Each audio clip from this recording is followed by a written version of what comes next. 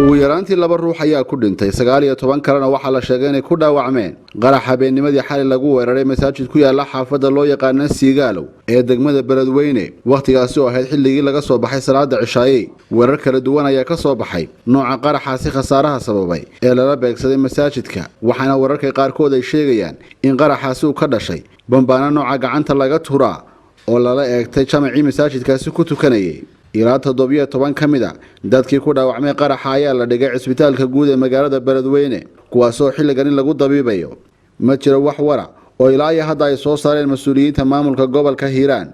oo la xiriira qaraxaasi dhinaca kalena lama oga cidda ka dambeysay mana jirto cid sheegatay hore Beledweyne waxa uga dhacay qaraxyo kuwan la mid ah oo masaajida lagu qaaday ase yeeshee kan waxa uu noqonayaa kii ugu khasaaraha badnaa ee la xasuusto sanadihii dambe Beledweyne باريه سجالكي في الدمو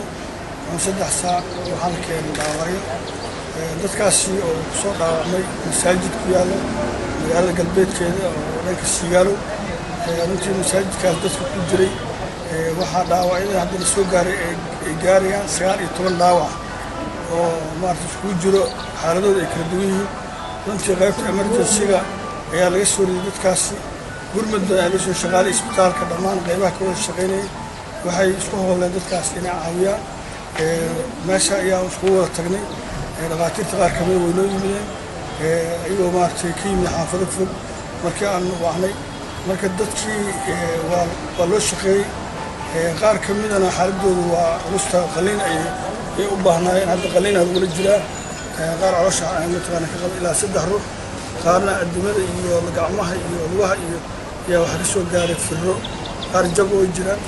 marka dhimashadana waxa noo sheegay in meesha lafteeda ay 2 ruux ku dhinteen marka 19 ruux oo dhaawac iyo 2 dhimasho ay macna tiro guud oo maasha masaajidkaas dhacdadii ka dhacday ay ahayd isbitaalka markii dadka la keeno dawada isbitaalku dawada ma hayo dawooyinka waxay noqotaa in qofka bukaanka uu banaanka soo iibsado asoo qalliinkii ama jiifkii lacag ku bixiyay oo loo adeegayo maarta aqoontii iyo shaqadii loo qabanayo haddana in daawadii uu hadda soo iibsado taasoo lafteeda xanuun badan qofku keenayso oo culays badan ku keenayso qofkii oo laga yaabo inuu meel baadiya fog ka yimid ama uusan heli karin dhaqaalo in haddana loo diro daawo waa culays kale mid kale anaga lafteena lacagaha aan qaadno waxa jirto marka qaarkood in dunta xataa wax lagu talayo waxyaabo badan oo laga baahdo qalliinka oo markaan aan ahayn inaan soo iibino oo xamar intaan u diro soo iibino sida ka soo dunta kale waxa waaye halkii xabal $1 ayaa laga soo bixiyay qalliin xilliga hore waxa wal baahida isbitaalka dawladda jiray hay'adda MSF oo aad u xoogan dhaqaale badanna haysto dawladda kartan isbitaalka oo dhan shaqaalaha isbitaalka shaqeeyo oo gaaray ilaa 130 ruux ka badan ayada gacanta ku hayso laakiin markii xilliga ay ka baxday kadib waxay noqotay isbitaalka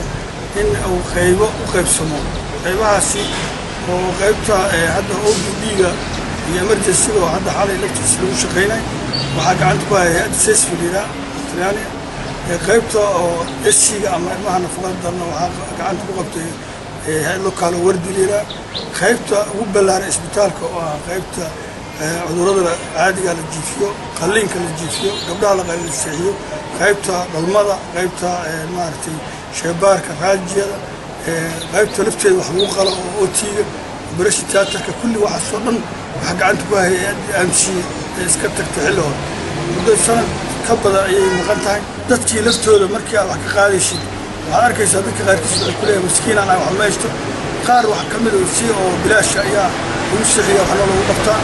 qaarna wixii ay markaas helaan